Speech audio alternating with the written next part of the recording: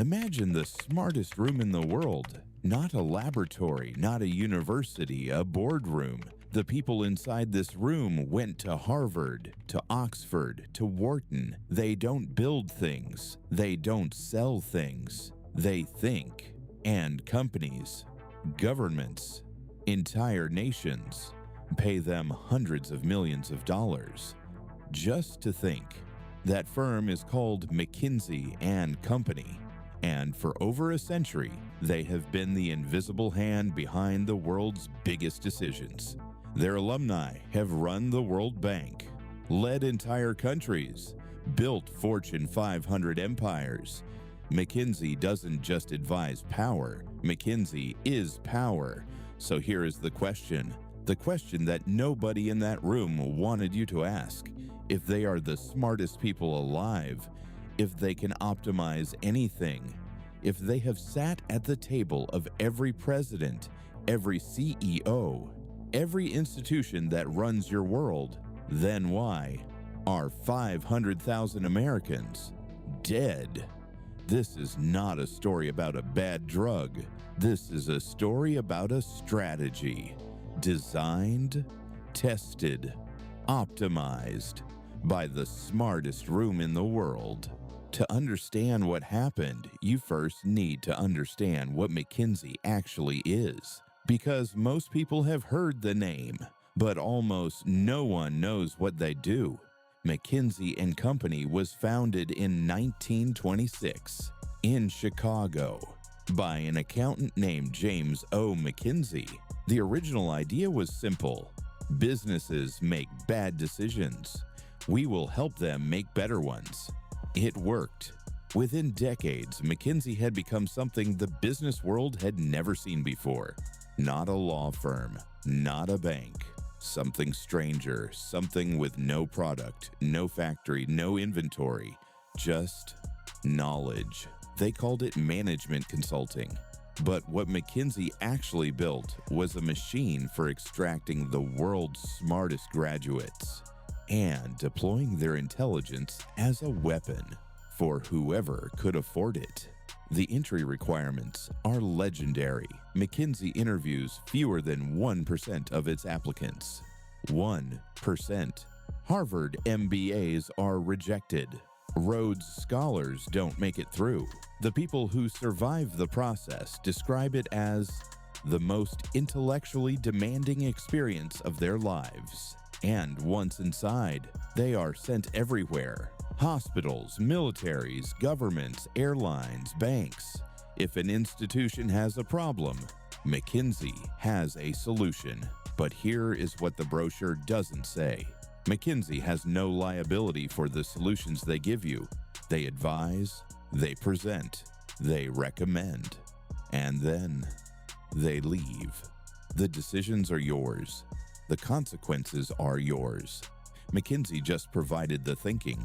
For most of McKinsey's history, that arrangement worked fine until 1996, when a small pharmaceutical company in Connecticut walked through their door with a product that was about to change America forever. Purdue Pharma was not a household name. They didn't need to be. Founded in 1952 by the Sackler family, 3 brothers, all doctors. Purdue spent decades as a mid-sized company selling unremarkable drugs, laxatives, earwax softeners, nothing that would change history until 1995, when they received FDA approval for a drug called OxyContin. OxyContin was oxycodone, a powerful opioid pain reliever. Not new, not revolutionary. Opioids had existed for centuries. The danger was well known: addiction, dependency, death. But Purdue had an idea, a coating, a time-release formula that they claimed would deliver the drug slowly, reducing the risk of addiction. They called it a breakthrough. The FDA approved it, and Purdue's sales team fanned out across America with a single message for every doctor, every clinic, every pain specialist in the country: this drug is safe.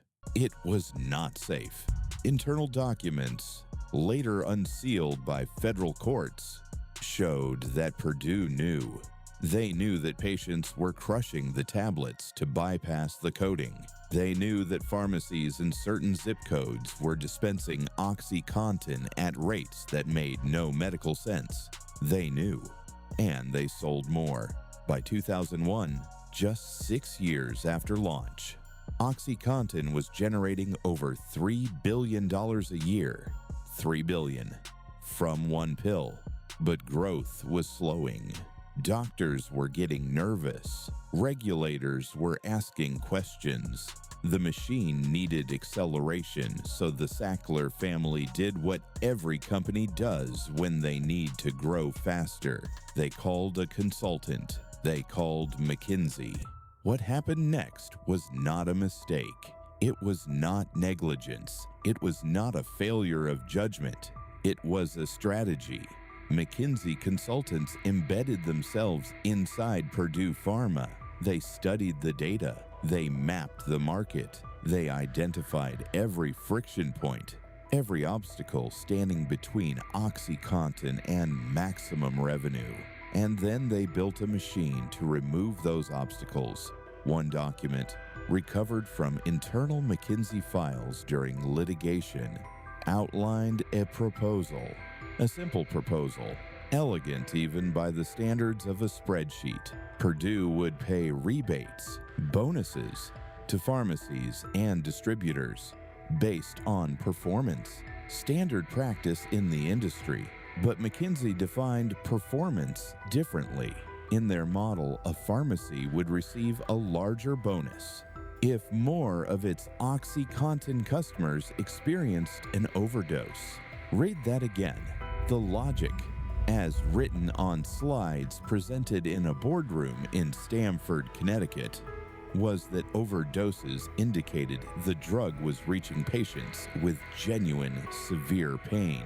High-need patients, the right patients.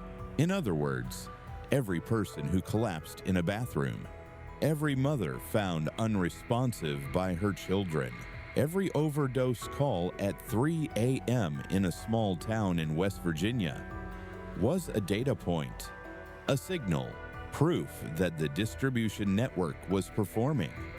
The consulting fee McKinsey charged Purdue for this strategy, approximately $90 million. $90 million for a document that turned human suffering into a performance metric that looked at the body count and called it signal. This is what separates McKinsey from every other villain in the opioid story. Purdue Pharma was greedy. The Sackler family was ruthless. But McKinsey was something colder. McKinsey was rational. They didn't hate the people who died. They didn't feel anything about them. Those people simply weren't in the model. 500,000 Americans not in the model. McKinsey did not walk into Purdue Pharma and offer opinions. They walked in with a methodology, a system. First, the data. McKinsey analyzed prescription records across the entire United States. Every zip code, every clinic, every doctor. They were looking for something specific. They called them high-value prescribers, doctors who wrote the most opioid prescriptions, doctors who statistically were already comfortable prescribing powerful painkillers. Target them first. Remove every obstacle between those doctors and OxyContin. Streamline the approval process. Train the sales reps. Refine the pitch. Make it frictionless. In one internal slide, later presented as evidence in court, McKinsey mapped out what they called pain points in the sales funnel. Pain points in a document about a painkiller causing pain. They recommended Purdue deploy more sales representatives to counties with the highest prescription rates, not to monitor those areas, to accelerate them. They analyzed which sales rep script were most effective at overcoming doctor hesitation, They A/B tested, they optimized every sentence, every handshake, every lunch meeting with a physician.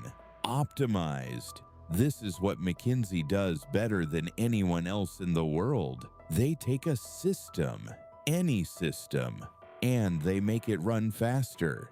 They made it run faster. The spreadsheet did not have a column for Huntington, West Virginia. Population 46,000 people. An old river town, coal country. The kind of place where everyone knows everyone. And everyone is in pain. Between 2008 and 2015, enough opioid pills were shipped to Huntington to give every man, woman, and child in the city 133 pills. Each 133. In 2016, on a single day in August, Huntington Emergency Services responded to 28 overdoses in 4 hours. 28, 4 hours. One city. The local coroner ran out of space. A funeral home director in a neighboring county told reporters he had stopped counting. He said, "It became routine." Routine. In the boardroom, this data would have appeared as an anomaly, a cluster, a hotspot, a region requiring additional analysis. But in Huntington, it looked like something else. It looked like a mother who stopped picking up her children from school. It looked like a husband who sold the television. It looked like a 14-year-old who learned what Narcan was before he learned to drive. It looked like a community that stopped believing it had a future. These were not data points. They were people, and they were never in the model. The first cracks appeared in 2017. Not from a regulator, not from a senator, from a data analyst named Art Van Zee, a small-town doctor in Virginia who had been watching his patients die for years and had started writing letters. He wasn't the only one. Across the country, local officials, sheriffs, and health commissioners had been building files, quietly, carefully, waiting for someone to listen. In 2017, Congress listened, investigations opened, subpoenas issued, and for the first time, the sealed internal documents of both Purdue Pharma and its consultants began moving toward the light. What investigators found was not a surprise. It was a confirmation. Everything that had been suspected was written down in slides, in emails, in strategy documents bearing the McKinsey letterhead. Purdue Pharma filed for bankruptcy in 2019. The Sackler family negotiated a settlement. Billions of dollars changed hands. The name Purdue Pharma was dissolved, and then investigators turned to McKinsey. In 2021, the New York Times obtained internal McKinsey documents through litigation. What they published stopped the news cycle, the overdose bonus proposal. In writing, authored by McKinsey, presented to Purdue, never implemented, but proposed. Seriously proposed. The public called it monstrous. Legal experts called it complicated. Complicated, because here is what the law requires to prosecute a consultant. You must prove they knew the harm would occur. You must prove intent. You must prove that their advice, not the client's decision to follow it, caused the outcome. McKinsey had structured themselves perfectly. They advised. Purdue decided. The wall between recommendation and action, thin as a piece of paper, was enough. In February 2021, the settlement was announced. $640 million. No criminal charges. No admission of wrongdoing. A statement of profound regret. And McKinsey continued. In February 2021, McKinsey and Company reached a settlement, $640 million, paid to 47 states across America. The headlines called it historic. the largest settlement ever paid by a consulting firm. A reckoning, some said, justice, others hoped, but read the fine print. McKinsey admitted no criminal wrongdoing. Not one employee was charged. Not one consultant stood before a judge. Not one person in any of the thousands of slides, documents, and strategic recommendations that turbocharged the deadliest drug crisis in American history faced a single day in court. $640 million. That is the number. Now here is another number. In the years McKinsey worked with Purdue Pharma, the firm earned approximately $900 million in fees from pharmaceutical clients. $900 million. $640 was the fine. The math is simple.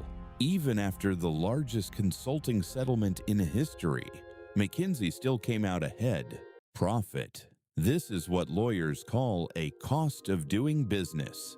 A line item, a calculated risk that paid off, not a punishment, a transaction. The $640 million did not go to the families of the dead. Most of it went to state governments, for addiction treatment programs, for public health initiatives, for task forces and committees, and working groups. Bureaucracy funded by catastrophe.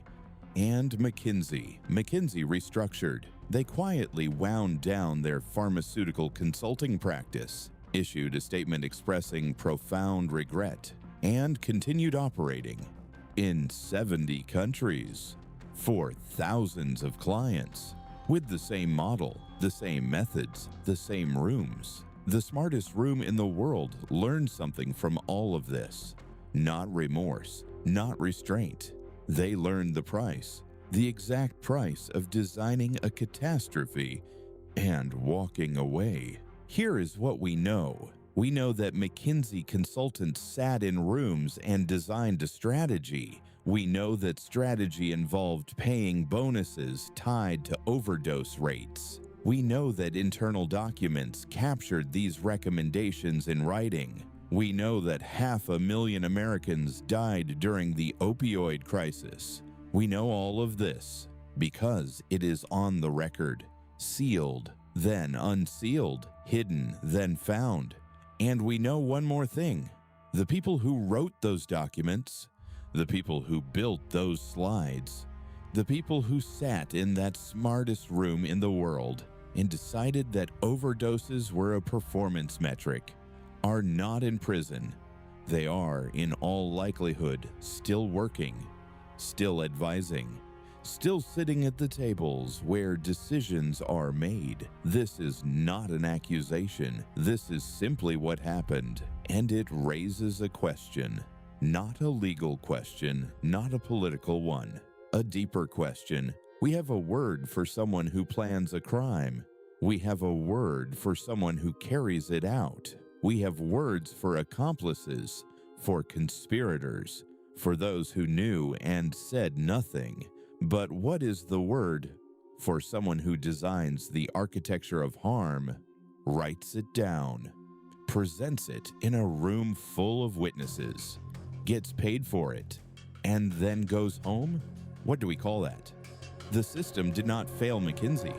The system worked exactly as designed because McKinsey helped design the system. And this is the paradox that the Story Lab exists to ask. Not, how did this happen? We know how it happened. The real question is, if the people who designed the catastrophe face no consequences, if the penalty is smaller than the profit, if the system protects those who are fluent in its language, then what exactly is the system for?